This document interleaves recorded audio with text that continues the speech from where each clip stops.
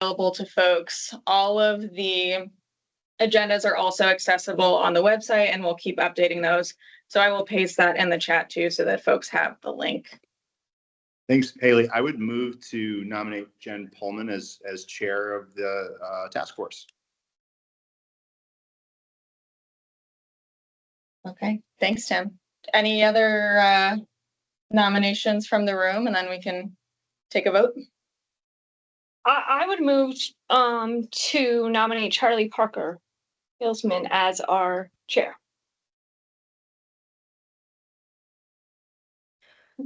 Thank you so much, Meredith. But I will politely decline and am happy to support Jen's nomination.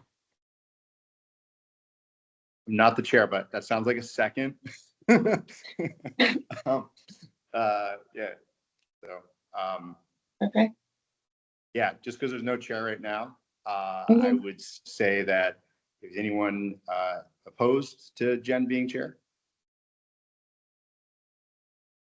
I'm in support.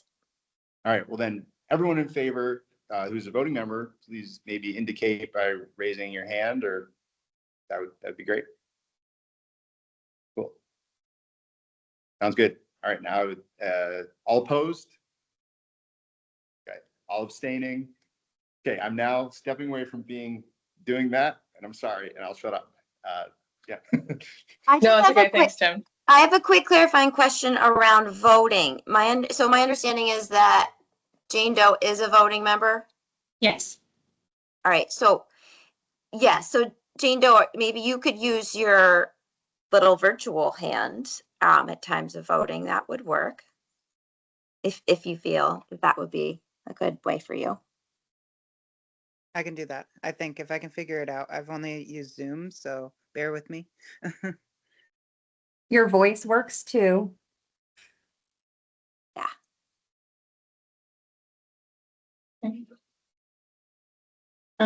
Wonderful. Well, Jen, I'm happy to turn it over to you if you'd like. I think the next thing on the agenda is approval of the draft agenda. So happy to have you lead that, or DOC is also happy to help wherever needed. Sure. I do want to note that Shay Kennedy had added a couple of pieces pursuant, especially to Ashley sending out some forms around. My thought was we would find some time, maybe not this meeting, but in the next meeting to discuss the forms. I know that's been an issue in terms of what information is getting sent out to folks. I did take the liberty of sending those forms out to Disability Rights Vermont. They were hoping to join today and they may yet join. So I think the forms conversation wasn't really captured in this drafted agenda. And again, we only have an hour. So want to flag that for maybe not today, but just to put on people's radar screens for the future. And then again, another piece that had been flagged was that communications issue between the state's attorneys and sheriffs and also the Department of Corrections, and how we would, and I know that there's been efforts made to date, and so an update on that. So I just want to acknowledge what Shay had offered. I don't see captured in the draft agenda. Yeah, I'd make a motion to approve that addition of the agenda.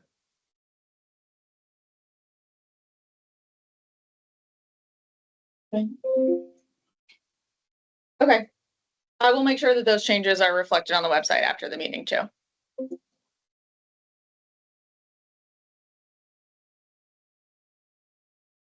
So in terms of moving forward, and again, thank you. As you all know, I've been super passionate about this issue for quite a while. So really thankful to be able to work with all of you.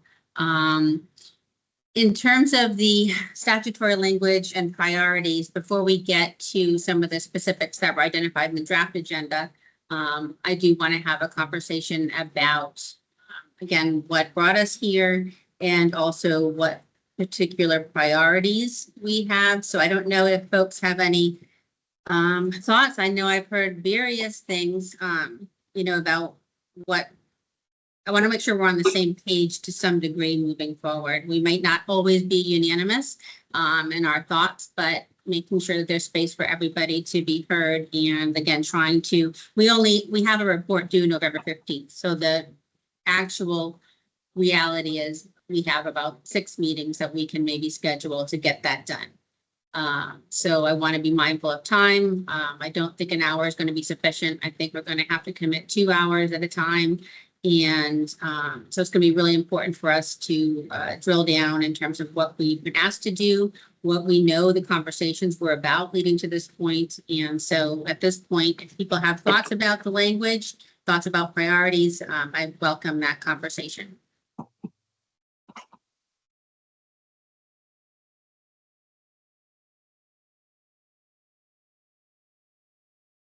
And Haley also just sent the link to the statutory language, just so everyone can get their bearings on that too. Thanks, Haley.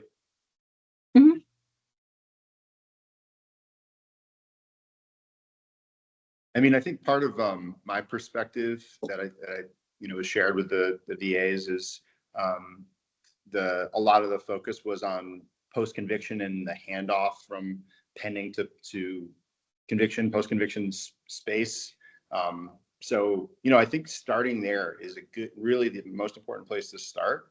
And then if we have time for really also important other topics and what I would describe as quests, to like see where we go from there, then that's good. And I'll just also say as a preliminary that Al Cormier, myself, and Cassidy and Krista and others at DSE have talked about some IT solutions for the handoff. That won't be the whole solution. We know IT can't even really smart IT can't solve for human work, but we're working on that.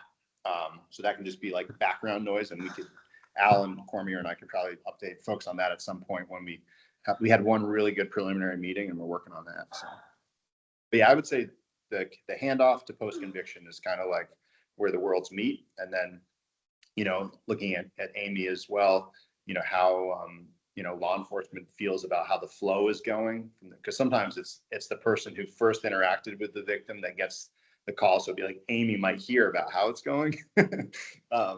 Like, here's what happened to the SA and DOC, you won't, and so that, I think your perspective, Amy, would be really helpful on that too.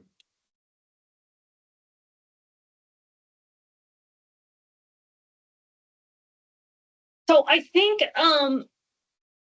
I would also like to talk about at some point, like how we also the handoff, but also how we can improve our systems going forward for victims all along the continuum. With Vine, with notifications, and also, with how we work together.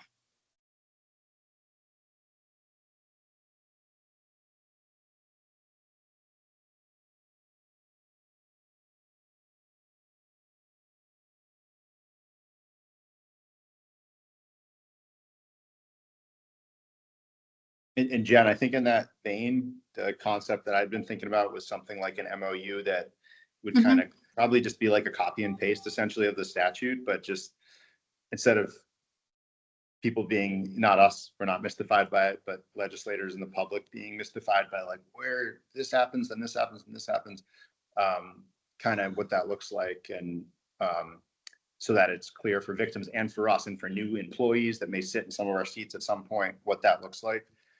I don't think it'll be a large task, but I know I did talk with, I've talked about this before, and having it just be the most important pieces from the statute concerning that, from law enforcement to pending case to conviction, and the different roles that different state actors play with victim interaction will be good. We're still never going to make everyone happy, but at least the roles will be nice and outlined, because victim services are spread throughout 3 different entities in the executive branch at least. And then, as Charlie knows, then there's other tracks to victim advocacy that are happening all alongside the whole thing, which is another important piece. So an MOU that we could all sign at the conclusion of this task force, I think would be a good signal to the legislature too, and it could include things not in the statute that we're just going to say we're going to do, make all reasonable efforts to ensure a successful transition through all intercepts, something like that.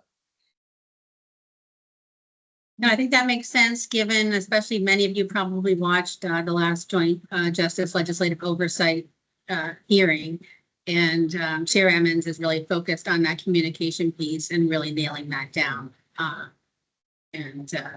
So I want to reflect what she most recently said not even a month ago, about really getting people to the table and having more of a warm handoff, and a more understanding of, what folks are doing at what point. So kind of nailing that down, definitely, without a doubt, in my opinion, is what I heard is loud and clear as far as something that needs to be accomplished.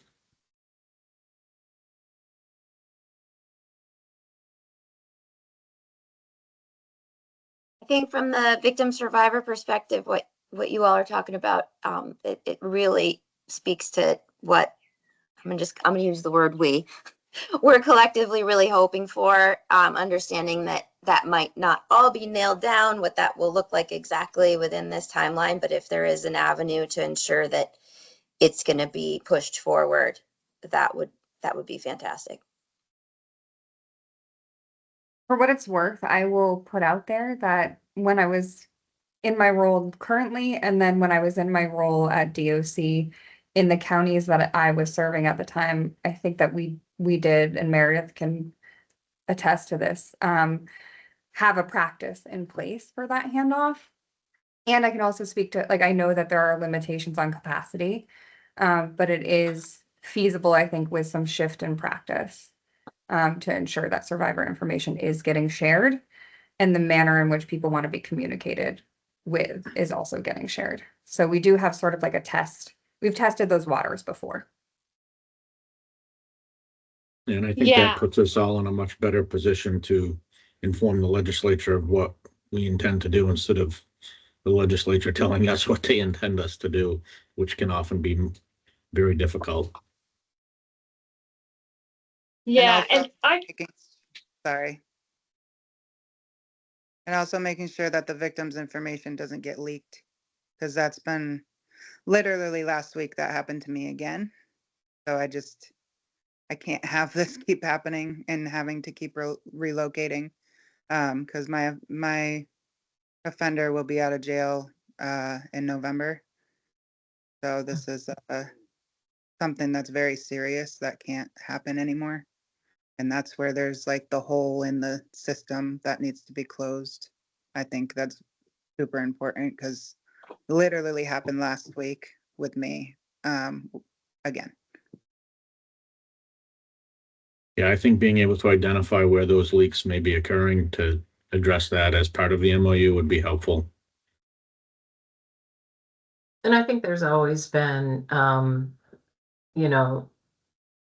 maybe like some gaps in the investigative piece and around arrest, and when Vine is like the right time to sign up for. I mean, I feel like there's, from that, just what you were saying, Tim, from the law enforcement side of things, I don't know that there's a real solid sense about how Vine can be useful for victims in the on the end that I'm in at the moment.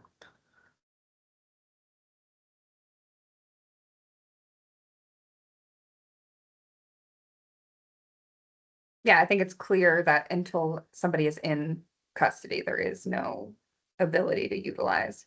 And I mean, I've flagged for this group before that even post adjudication, especially when somebody is transitioning to supervision, there is often a gap in time where it's like, even if you wanted the state's attorney advocates to take on the role of like actually putting information into Vine, when we know that that's something maybe the victim wants, there's often a period where it's like a holding pattern. They haven't been booked in, they're not in the system. There's literally nowhere to put that information. So I think that identifying the gaps is going to be an important first step. And then we can brainstorm around like, I mean, Vine is great. And also there's going to have to be, I think, as part of the MOU, a human capacity. As Jen was saying, Alice is focused on like a warm handoff for like appropriate support for survivors, and ensuring that those things don't get missed when we identify gaps. Yeah, I just want to second that. I can't emphasize that enough, is that yes, improvements to Vine are so needed, but that in and of itself is not enough. And it's really important that what the policies and practices might be and change our, communicate that these are required in policy in terms of training everybody with those warm handoffs, because there's a lot of breakdown and it leads to really serious harm.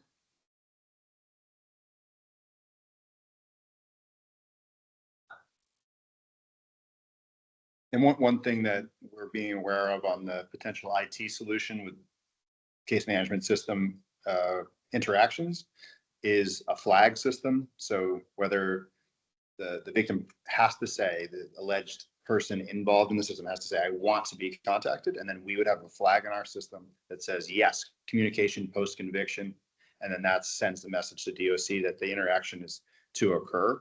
But making sure that that transfer of data is very, very protected, and that we do our best to, like a binary system, no ambiguity, no third option, yes or no, because the ambiguity will lead to issues.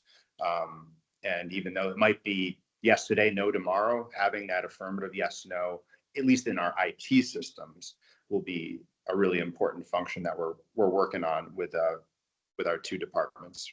So we're keeping that front and center, even for people that said, yes, I want communication, making sure that bad actors can't get a hold of that information is super important. So making sure that the file transfer is it happens in the right protected space, which is why the IT people that actually know what they're talking about are going to be very involved in that.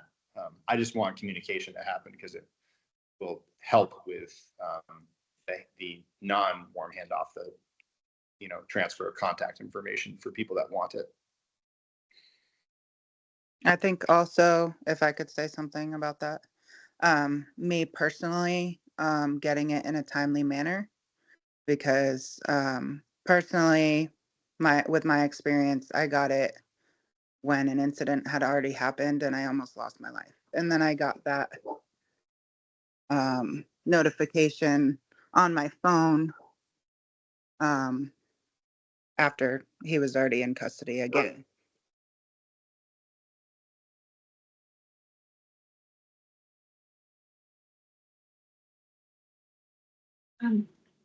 I just wanted to raise too, I know that DOC has been working with Vine and has been updating us to some extent around some of the, I guess I want to say low-hanging fruit that were identified back last year in terms of like putting the menu back in place for victims so they can opt into certain things and opt out.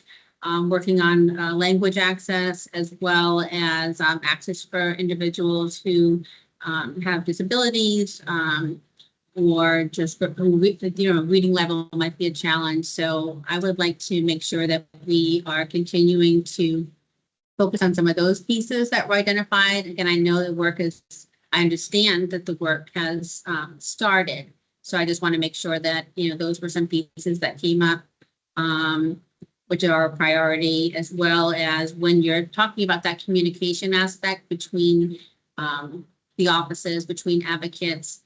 I know survivors, including Kelsey, have said, letting me know once is not enough. So how do we thoughtfully build in, which is where Jane Doe and Kelsey will be helpful. Just a check-in. Like, I know you got this at sentencing, but maybe you didn't hear that because you had so many other things going on. So I want to think about how we can also build in that check back in when we're talking about communication and handing off and the work continuing.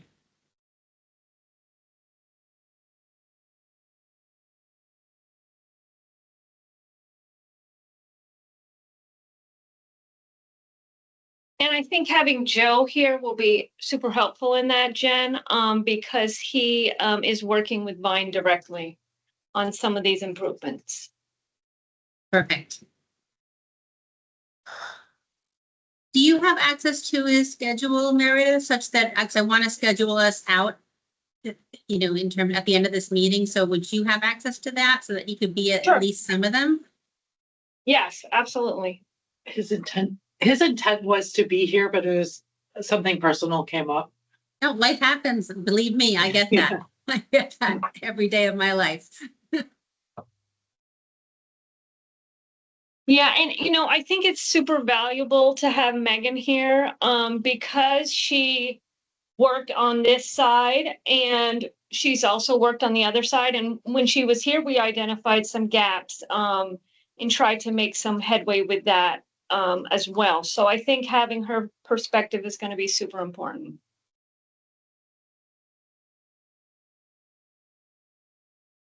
And I just wanted to say this as well, as long as everyone's okay with it.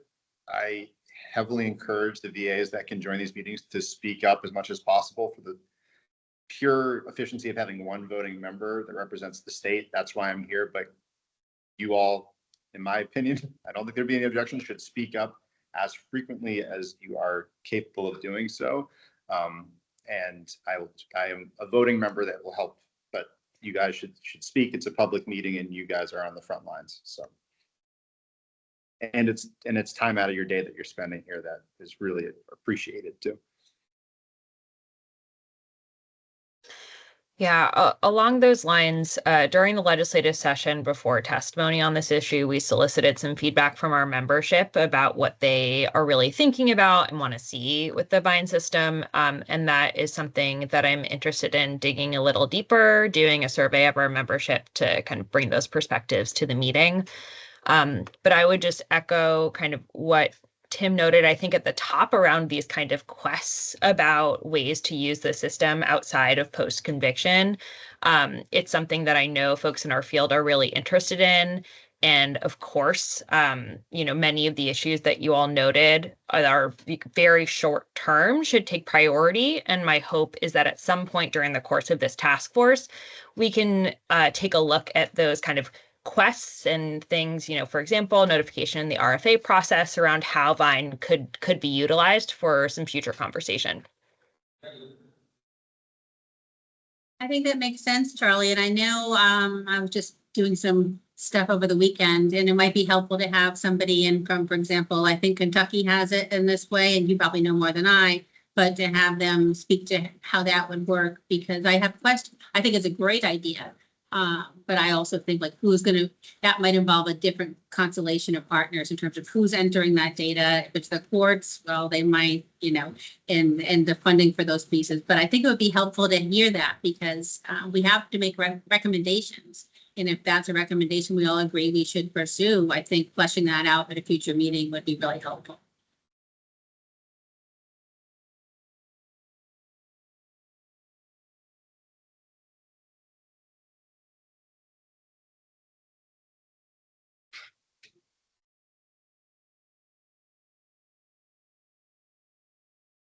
Any other immediate priorities or thoughts before we speak to what was put forward for today?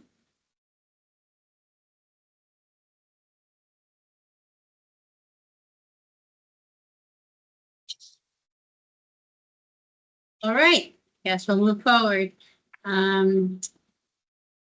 Many of us may know this, but not all of us will, as far as how or if your entity is currently using VINE. I'm like looking at a bunch of people who I know are, but I don't know the extent to which other entities are actually interfacing with the system. Tim, why don't you just throw the easy answer out there, or Meredith?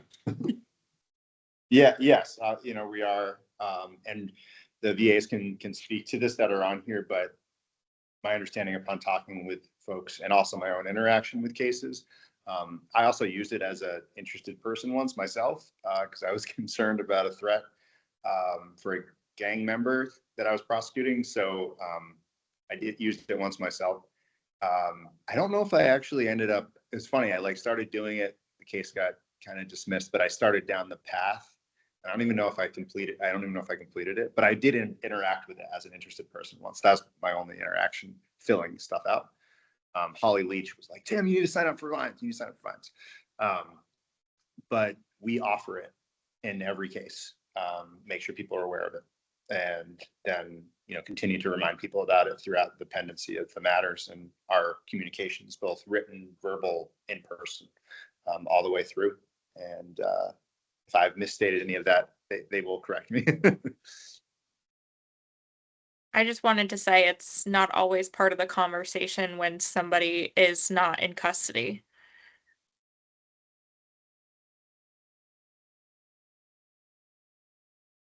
Yeah, I think that that's an important thing to highlight. So what I will say in terms of my personal professional interface is if somebody is detained, so if we're talking about like a flash site for an aggravated domestic or something, I will typically sign up for notifications from them if the survivor, I let the survivor know about it.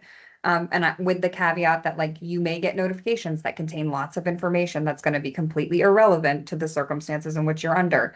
Please do not be alarmed. If something comes up, please call me. And I offer to sign up for them instead, but remind them like it's important if somebody is held on 50K, if they get released on a week, if they make bail on a weekend, I might not know that until Monday. So I will strongly encourage people with the caveat that like there may be some alarmist notifications that are confusing to you and you may not have somebody available right that moment to answer those questions. And so I interface with it in cases of bail, especially where victims and survivors are like, yeah, that would be too traumatic for me. Can you please register for me? And then for post adjudication, as Tim was saying, when a case is disposed and they're going under DOC supervision, I don't think it was until much later in my career that I realized it was also for people on probation. But now after going to corrections, I know that is true. And so anyone who's going under DOC supervision, I provide the information to victims. We also have a practice in Windsor County where I share it with the VSS and or the PO directly. Just saying, I've given the information for Vine. Meredith knows I have a blurb. A lot of people on this call know I have a blurb that gets sent to survivors just saying, this is how DOC like stores contact information. If you don't want to be registered, please contact the PO or the VSS. And it's still important that if you want any information, that your information is available to them, especially if there's safety issues in the future that they might need to reach out to you about. So that is sort of my interface in a nutshell. Yeah, Right. and of course, we use Vine every day at DOC. And I do want to point out that all of our staff use Vine every day because Victim Services Unit is assigned to some cases, but not all cases. So I think that's important to highlight too, that victim work is not just done by Victim Services Unit, but by the department as a whole. And I know Yeah, I we've think- covered this before. I'm sorry. No, go ahead, Shay. I was just gonna say, it wasn't necessarily my experience that it is true that Victim Services Unit is dealing with a narrow set of very like high risk, high need caseloads, and that the POs are tasked with dealing with like domestics, like generally speaking, or just like I don't want to say you're one of them, like serious cases but are not necessarily assigned. And I don't think we necessarily have a clear understanding of that, like across the continuum.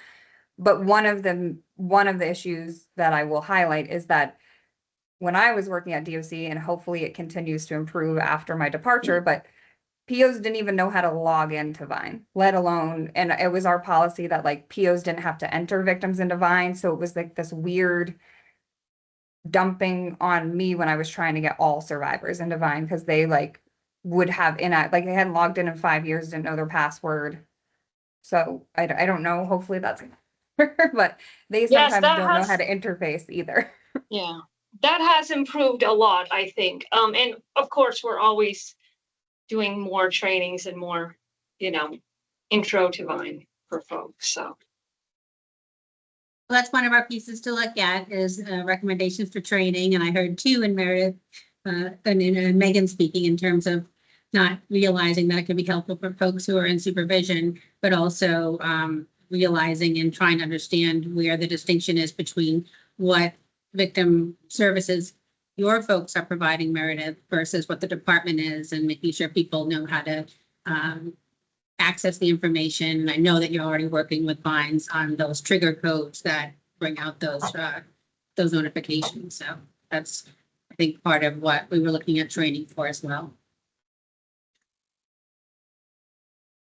I can say that I don't really interface with Vine at all. I use it I talk about it with families that I'm working with, and when I'm talking about kind of the larger system, when there's a case that is going to be charged, I talk a lot about the victim advocates and victim services and corrections, and so I speak kind of globally about it. But I still think if someone's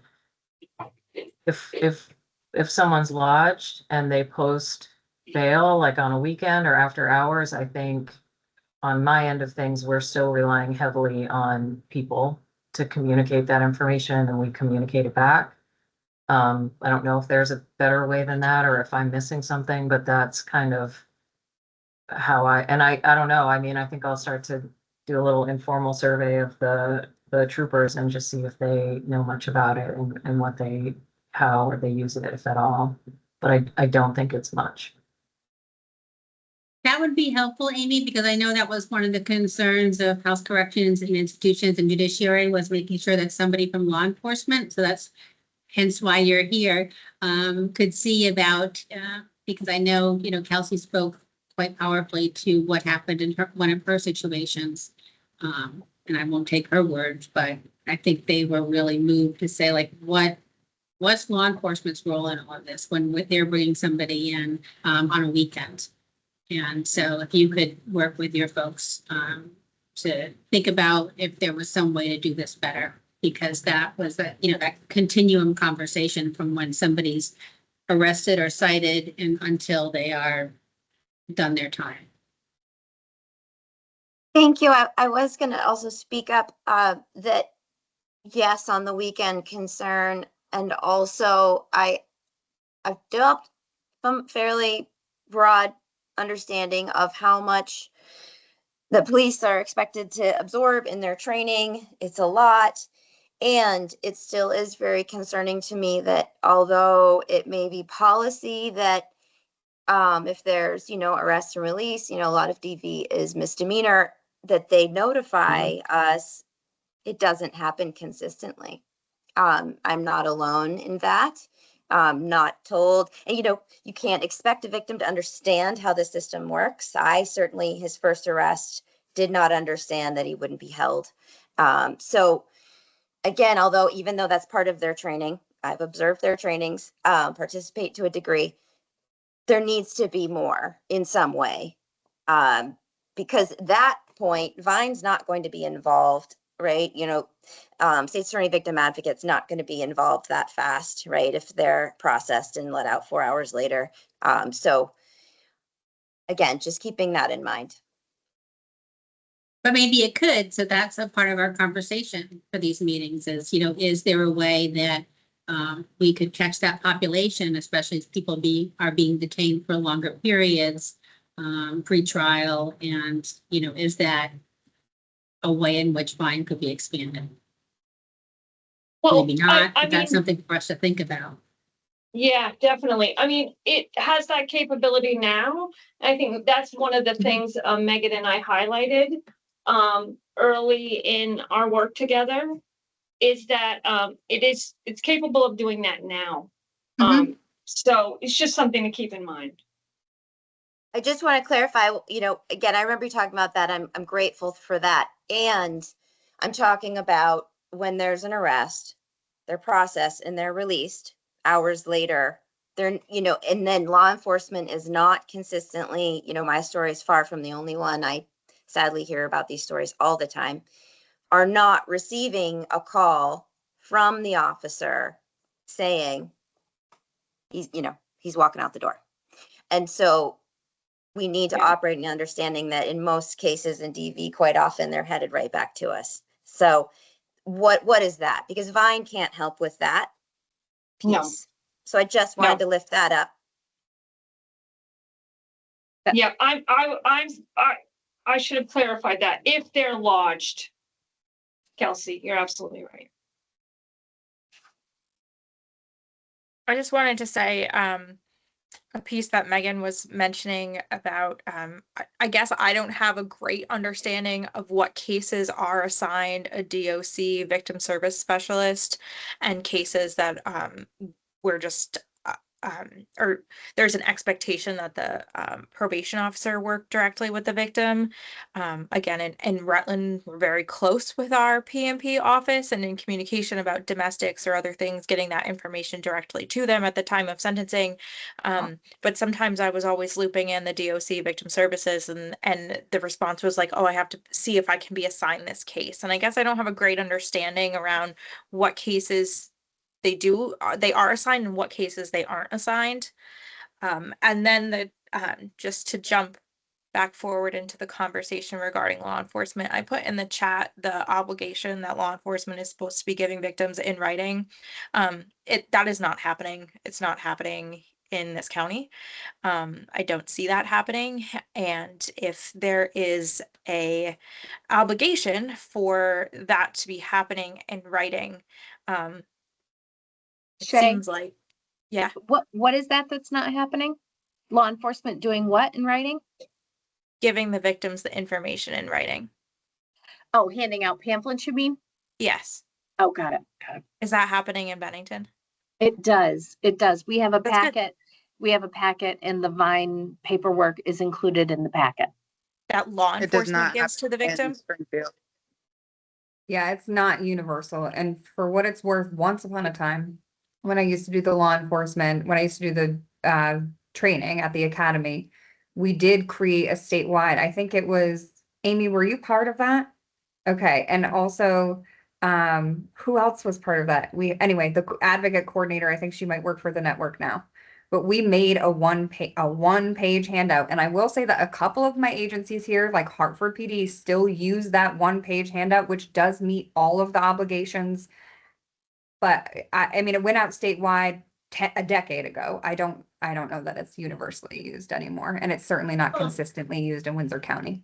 That's slightly frustrating Yeah. because I work with your department, including Kelly and Siri and some others, and disability rights and state police, Mandy and Rosemary, to create a new form because Shay was like, back before she left and then came back, Shay was like, this is not a good form. And I looked at it and my head blew off because it was so hard to read. The font was like 0.1 and it had too much information. So we changed the form. Mandy and Rosemary made sure that troopers could just print it off. Disability rights was like, now this is readable, people can understand it. And so that it's still not being used despite all my efforts to put it out is very frustrating. So there is a not new form. It was my first priority, thanks to Shay telling me what to do back in like 2021. And we put it out there and vetted it to millions of people. So there's a new form. So don't use that old form with the code, the QR code that doesn't work. Don't use that old form. If you want the new form, I will send the form. Give me a minute to find it. I will send it out to everybody. Perfect. But it's still not being used apparently. So, you know, a lot of meetings for nothing. I'm happy to forward that to all of our law enforcement in Bennington County and confirm that they're using it. But we definitely do have forms that they use as part of a packet. The DB Well, packet. please update it so that it's readable and trauma informed. Not that it wasn't, but it just was a lot. So It wasn't. We were literally just trying to like come up with something. It was a shitty form. Amy and I both know, but we're like, here, it's everything. There you go. At least they're getting something. Right. I do have really big concerns about a lot of things regarding the inconsistency of its municipal departments. VSP is always working on how do we codify these processes, but they're not consistently happening across the board. I think you probably all know that better than I do. But I'm headed to Brat PD this afternoon. I'd love the handout too, because I want to ask if they're using it. Yeah, and if there's a form, I'm happy to send it to sometimes the place of sending is important, and I can send it to the Criminal Justice Council and they can send out a reminder from them. that would be great. Yeah, your department signed off on it. I didn't do anything without your approval. So it was just something, again, that was brought to my attention. It's really not. And just, again, Mandy Worcester and Rosemary Gretzkowski, they were part of the meetings. I think they involved Tim Bombardier. I know they had sign off from the Mucky Mutts.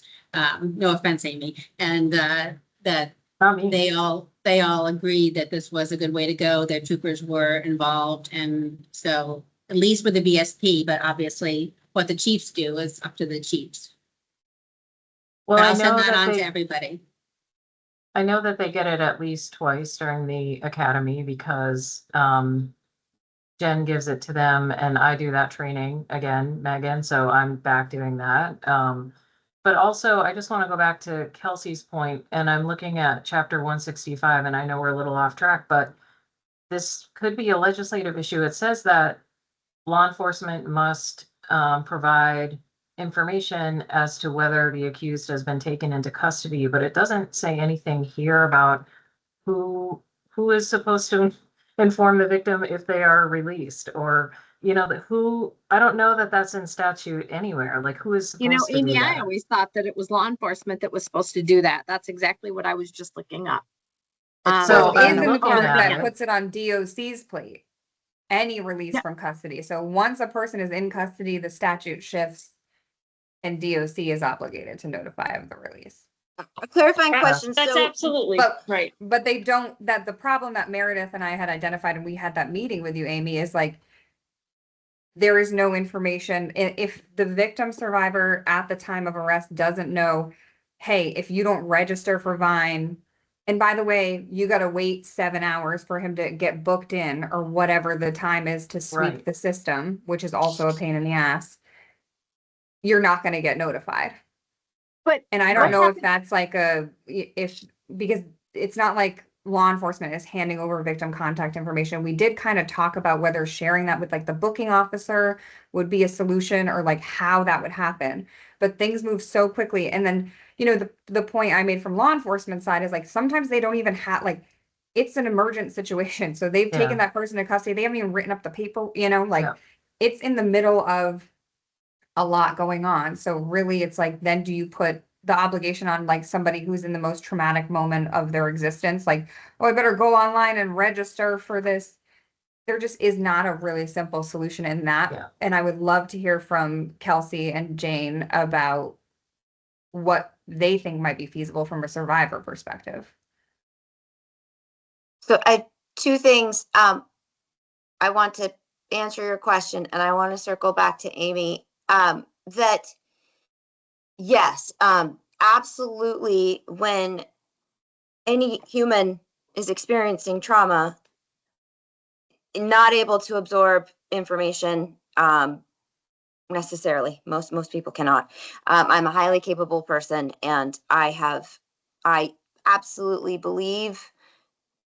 Later on, Katie Selnap did tell me about Vine, but I don't remember it.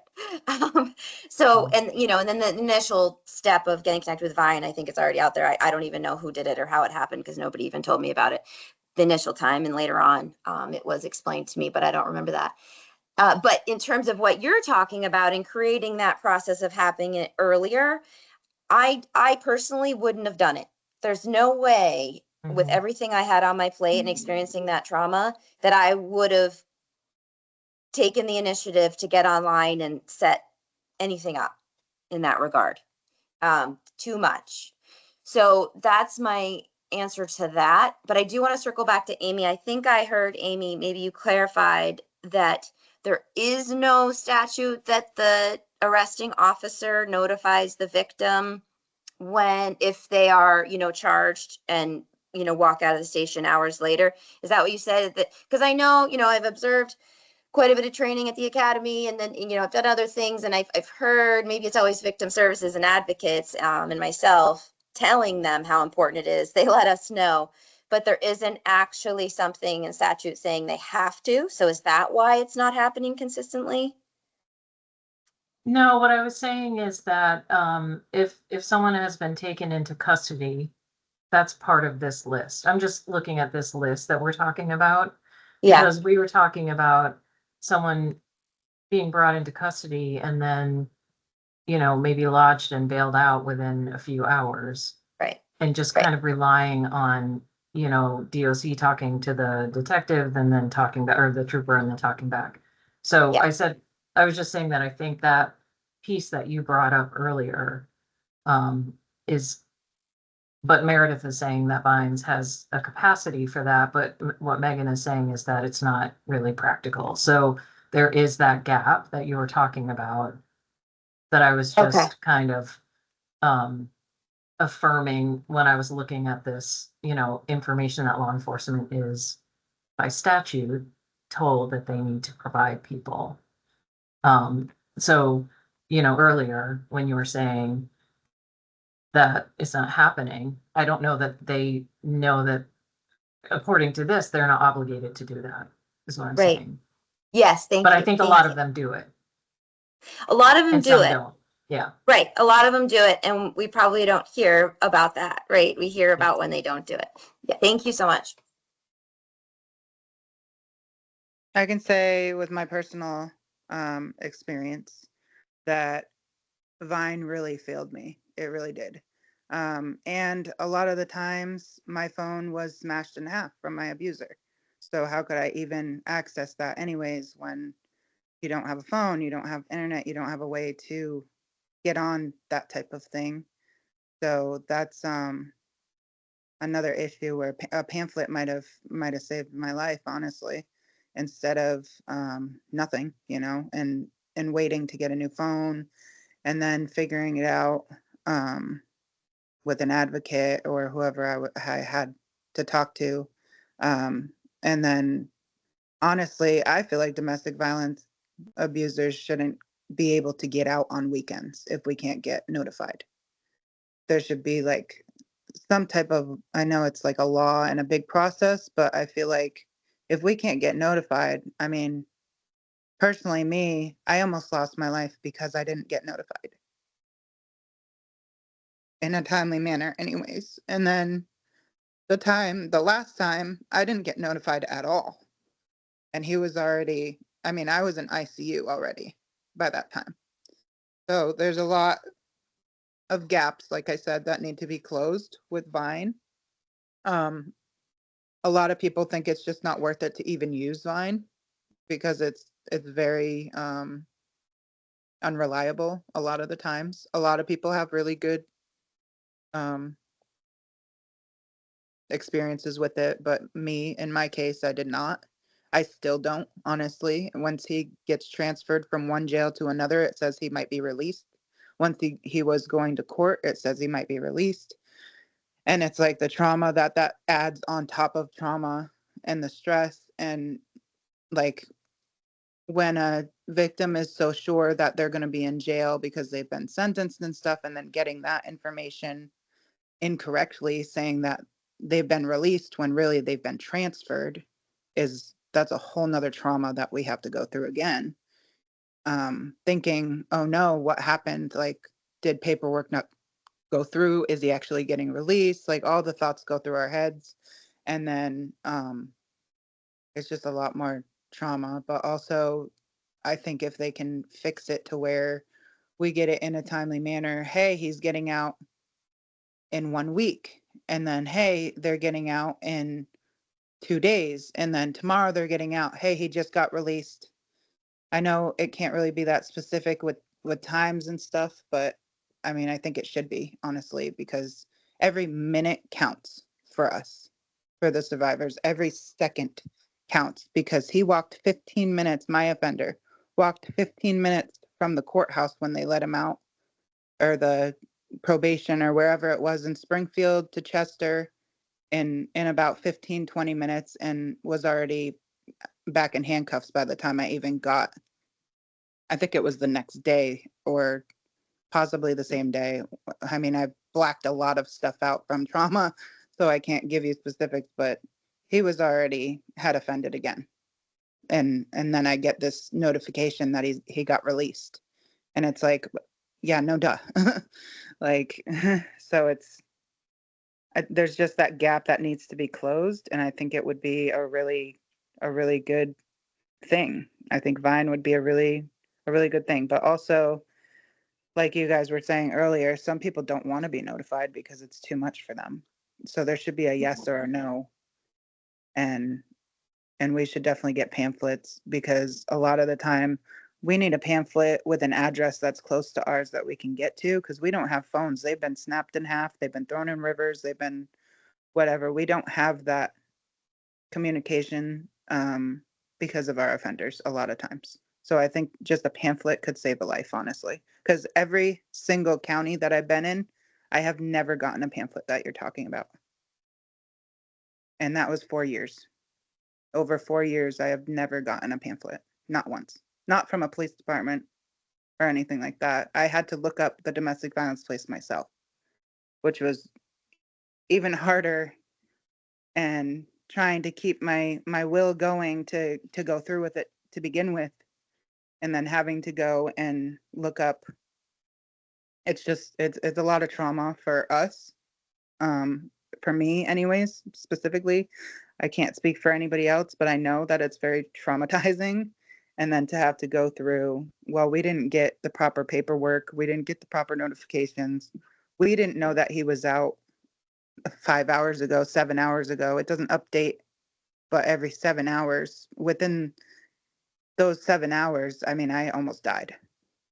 Like, very seriously almost died.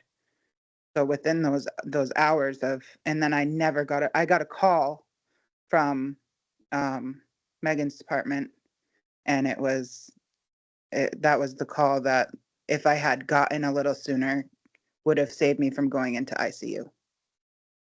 And that was with an active restraining order as well.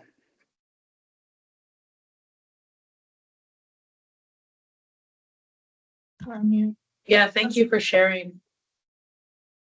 And those are some of the pieces that you'll help everyone here to figure out. And I do want to be mindful of time, but I think Jane's points really underscore some of the more tricky stuff. There's some of the, like, okay, we do it this way, or systemic, or whatever it might be, but then there's the, like, the communication piece. So I would like to propose that, as I see it, we have a report due November 15th. Our last meeting, in order to have that report ready to go, would be like the very beginning of November. So I kind of see us meeting every other week for at least 2 hours to try and get this stuff done, because we have things that I think have been clearly identified, but then some other pieces that have come up that we don't want to leave on the table, because the legislature hears right now. So this is like our moment to say, like, yes, this is a little bit beyond what you were thinking. So we kind of have a proposal to fix what we think we see and what you identify, but also here are these other gaps that we've identified. And so I want to make sure that we have that airtime. So I want to make sure that we use it as best as we can. So I'm not a doodle poll kind of person, but I can propose a time after this. I can propose some dates after this that people can maybe weigh in on if there's a certain day of the week that we do this. But I do want to, that's my proposal, is that we could squeeze in 6 meetings by then prior to November 15th. So it'd be once every other week, 2 hours. If we need more time, we need more time. I've taken some notes, and I'm sure Jenna's a way better note taker than I, so super thankful to you. But about some things that came up for me, definitely the law enforcement piece, seeing like some more exploration on that. I know Charlie was going to check in with her membership. I know Tim mentioned, further exploration of the MOU. I think Meredith, if you could talk a little bit more about who does what and how that process happens. And then having your person, I forget his name, don't tell him I did, the Vines update on the work plan for the next meeting as well. Just some, I'll always ask for agenda items, but those are some things that I felt like were kind of hanging out there that seemed to generate a lot of conversation. But obviously I'll send out some potential dates. I think it's easier to pick a day of the week. Is there one day of the week that is horrible for people that I shouldn't even touch? Okay, Kelsey's raising her hand. I was gonna say Monday. Fatality Review Commission is on Mondays, so I would really appreciate not doing Mondays. Okay, and usually I know Monday for advocates is all the weekend lodgings come in, so that's usually not ever been a good day for state's attorney's advocates. But maybe I'm wrong, but No, that's correct. okay. So in Fridays, I'm thinking like middle of the week, I'll start with like every other Tuesday or every other Wednesday or Thursday. I was also going to say, because I do have to take time out of my actual job, that late afternoons are a little harder in my actual job. So if earlier in the day for me Okay. personally would be super helpful. All right, give me a chance to see what I can do. Again, tech's not my skill, but let's see if we can get these calendared out so that way we can just be efficient as possible. And for me too, while kids are in school, I don't really want to talk with, my kids don't really know a lot about my situation. So kids in school would be great. All right, we'll give it a try. I'll send something out later today. Thank you, everybody, for your participation, and I'm really excited about this opportunity that we have to make some changes for victims and for all of us that try and support victims and survivors. Thank you, Jen. Thank you. Thank you all. Thanks, Thank everybody. you. For the Where's invite. Bob? Thank you, everybody. Maybe I can box with it.